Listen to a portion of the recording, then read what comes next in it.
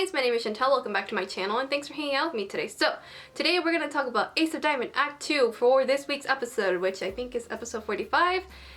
And before we dive into talking about this week's episode, I do want to apologize for not covering and talking about Ace of Diamond on my channel as often. I kind of just if you followed me here and if you subscribed to me because of these Ace of Diamond videos, I'm really sorry about that. It's just, I got to a point where it became more of a routine than something that was fun for me to talk about. That is actually why I stopped covering it on my channel, just because I didn't want to feel that way, especially with an amazing series that is Ace of Diamond. So I was like, you know what? I'm gonna just pause it for a sec and just talk about it whenever I feel like it. So here I am today. I felt like talking about it because this week's episode was amazing and beautifully done. Oh my gosh, you guys. So basically, with this week's episode, we were able to see our precious boy Sawamura become the ace, and just thinking about it again, it's making my eyes tear up. You can clearly kind of see a little bit, but yeah, it's just Sawamura's journey has not been easy for him. It has been filled with so many struggles, and the minute that you feel like he's gonna be there, he's gonna make it, oh my gosh, he has his moment, something else happens that brings him back down. But every single time this happens to Sawamura, he always manages to pull through and pick himself back up, and he doesn't let this get him down completely. He's like, all right, I know I suck, I know I need to do better, I need to get my shit together if I want to be the ace. Sawamura is super duper inspirational. I always find similarities between him and Hinata from Haikyuu, and by similarities, what I mean by that is them always picking themselves back up after, falling back down. More so with Sawamura, I feel like we see that more often because I feel like he's gotten down a lot, but every time he picks himself back up and he doesn't let this set him back. He just pushes himself forward, and they always end up looking at the bigger picture, the positives, is because they just don't lose sight of their goal, and they just, like I said, they just want to continue improving and continue, and all their hard works, all their fruits of their labors have led them to certain points. And yeah, so I feel like these two characters definitely are similar in that sense, but also very much different, obviously, for many different reasons. Because with Sawamura, I feel like, I love Haikyuu, don't get me wrong, I love it. You guys know I have been screaming about Haikyuu nonstop on my Twitter. But with Sawamura, there's just something else there that I feel like is way more special and speaks to me as a main protagonist. I love him so much, and I think the reason why is just because we were able to see all these struggles. He freaking had the yips where he wasn't able to pitch properly, and it was messing him up so badly that he had to reset himself completely. So it's just little things like this that just makes me love Sawamura as a protagonist so much and admire him a lot. And this season of Ace of Diamond, I feel like all of these things that he went through have finally come into fruition, and he's finally earned his spot. He's finally gotten people to acknowledge him. He's finally had other people to recognize him, because he was always just kind of behind Furia throughout these few seasons, and it was always just basically focused on Furia this, Furia that, he's the best, blah blah blah, to where yeah, Sawamura was there and they acknowledged him, but it wasn't as much as Furia. But now I feel like everyone acknowledges Sawamura just as much as they do with Furia. They are on the same level. Granted, Furia does have his own struggles now in this season, which I have been very much enjoying, because this just makes him a good character overall, because now he has his own things that he needs to figure out, because we've seen him as this perfect ace, and he had all these expectations and stuff, and it finally got to him, and now he's stuck, and he's trying to figure things out and how to pull himself back out of this.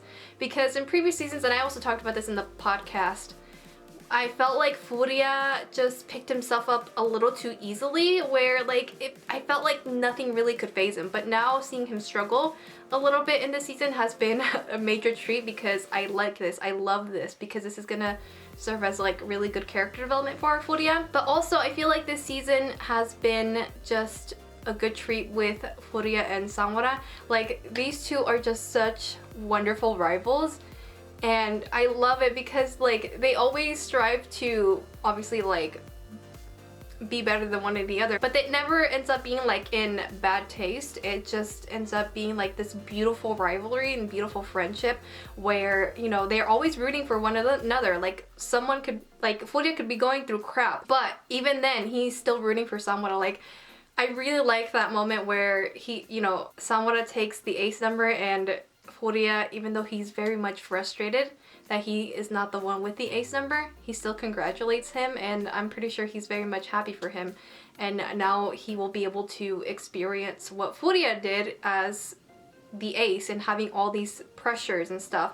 So yeah, like, these two definitely understand each other more so than anybody else would on the team, and I really, really enjoy that, because that just, like, again, it just strengthens their bond a lot more, and I think that's really, really beautiful. Which, sorry if I'm like rambling so much about Sawamura and like his journey. It's just, this episode, holy shit, you guys, just the minute that they call him and tell him like, Sawamura, you have the ace number, holy shit, I literally almost dropped my phone. I was like, what? I kept replaying this because I could not believe what I was seeing and hearing. I was like, wait a minute, what? Like, and then I could feel my eyes getting super watery, and then when Sawamura goes up and he's like taking the ace number and his hands are shaking, oh my god, I was just, oh, I thought that really like sent me over the edge. Just seeing him like shaking, and just, I feel like he just couldn't believe it. Like, it was very much adorable though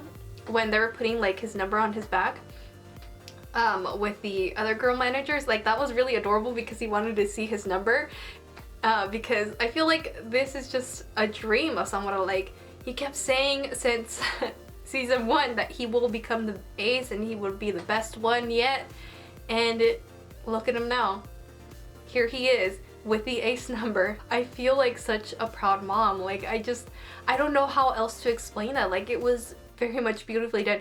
And you guys, the fact that the episode was called Go Exceed, which is the name of the first OP, I was like, oh my god, which I didn't get that until like we saw the OP in the middle of the episode, and I was like, holy shit. And then you see like flashbacks of everything that's happened to Sawamura and his journey to where he is now. I'm like, holy shit, you guys. Like, this episode was out to get me, because holy shit, that was emotional. Like, seeing that OP, seeing the, you know, when he first met Chris, and then him with the yips, and then him like at Koshin and stuff like that. Like, and then that moment where the coach says, you know, you saved us, thanks. Like, seeing that all in the OP was a lot to take in, but it was beautifully done, and I really liked that they did this. Like, it just, like I said, shows you just how far our boy Sawamura has come, and I could not have been more proud of this boy, and I cannot wait to see what he's going to be doing in these next few episodes. I can't wait to see his matches as the ace. I am so excited, which from the manga readers, I've been hearing good things so far. Especially they were like, oh, you anime onlys are like in for a treat with his first match as the ace. And I'm just like, I'm here for it. I'm ready. I don't know what to expect, but I'm ready, because Sawamura has been just pulling through, and he's been, you know, proving himself non-stop why he deserves this number, and he deserves it to the fullest. Like, I'm just so proud of him, you guys. Funny enough, I like that they showed us with the coaches. They were all talking together and trying to figure out who's gonna take the ace number, because they were trying to decide, should we give it to Furia or should we give it to Sawamura? Because Furia already knows what it's like to be the ace. He knows these expectations. You know, you can easily play it safe, but also Furia hasn't been doing so hot, and he's slowly recovering from all this stuff that he's been going through.